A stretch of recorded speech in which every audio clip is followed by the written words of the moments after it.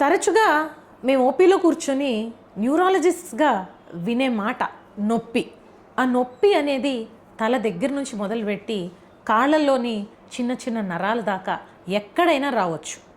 ముఖ్యంగా sedentary life style, అది చిన్నపిల్లలు స్కూల్ బ్యాగ్స్ వేసుకొని స్కూల్లో మెట్లెక్కడం దగ్గర మొదలైన ప్రాబ్లమ్స్, మెడలోనూ నడుములోనూ, ఇక ఆఫీస్లో గంటల తరబడి కూర్చునేవాళ్ళు, వర్క్ ఫ్రమ్ హోమ్ పేరుతో ల్యాప్టాప్ ఒళ్ళో పెట్టుకోనో బెడ్ మీద పెట్టుకోనో రాంగ్ పోస్చర్స్లో వర్క్ చేస్తున్న ఇంజనీర్లు కావచ్చు, గంటల తరబడి ఒక రాంగ్ పొజిషన్ని అలవాటు చేసుకున్న ఒక సర్జన్ కావచ్చు.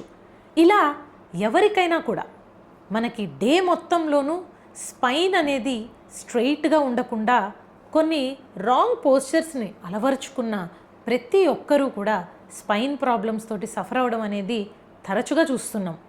మెడ నొప్పి, నడుము నొప్పి అంతటితో అది ఆగదు కదా. సో స్పైనల్ కార్డ్కి చుట్టూతా మనకి చేతుల్లోకి కాళ్ళల్లోకి వచ్చే నరాలు వస్తాయి. ఆ నర్వ్స్ ఎప్పుడైతే ఈ డిస్క్స్ ఒత్తుకొని దెబ్బతినడం స్టార్ట్ అవుతుందో అప్పుడే చేతుల్లో పటుత్వం పోతుంది, చేతుల్లోకి కాళ్ళలోకి షాక్ లాంటి నొప్పి రావడం జరుగుతుంది. ఒక్కొక్కసారి స్పర్శ తెలియకుండా అయిపోతూ ఉంటుంది.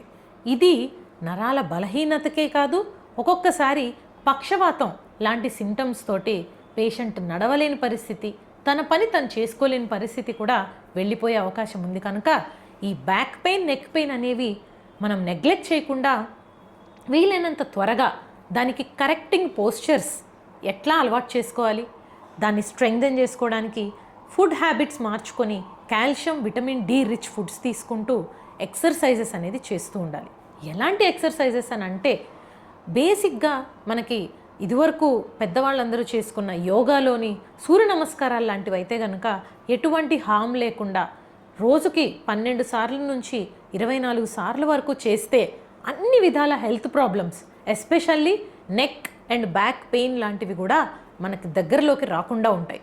కూర్చునేటప్పుడు గంటల తరబడి కాకుండా ఎవ్రీ 20-30 మినిట్స్కి ఒక చిన్న బ్రేక్ తీసుకొని లేచి నడుస్తూ ఉండండి.